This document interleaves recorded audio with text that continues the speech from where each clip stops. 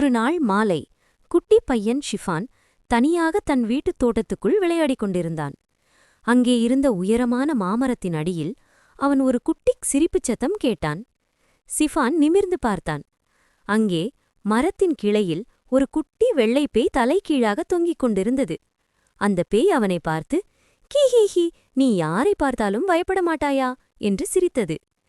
சிஃபானுக்கு கொஞ்சம் பயம் வந்தாலும் அவன் தைரியமாக, "நீ எதுக்கு பயமுறுத்த பார்க்கிறாய்? நீ என்ன பண்ணுவாய்?" என்று கேட்டான். உடனே அந்த குட்டிப் பேய், "நான் ஒன்னும் பண்ண மாட்டேன். நான் ஒரு மிட்டாய் திருடும் பேய். இப்போ ஒரு மிட்டாய் எங்கேயோ கீழே விழுந்துடுச்சு.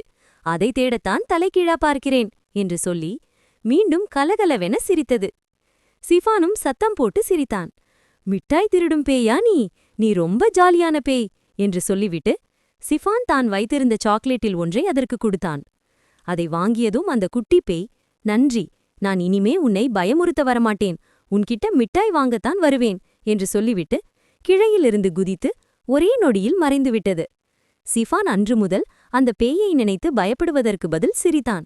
எப்போதெல்லாம் தனியாக உணர்கிறானோ அப்போதெல்லாம் அந்த மிட்டாய் பேய் வருவது போல கற்பனை செய்து சந்தோஷப்பட்டான்.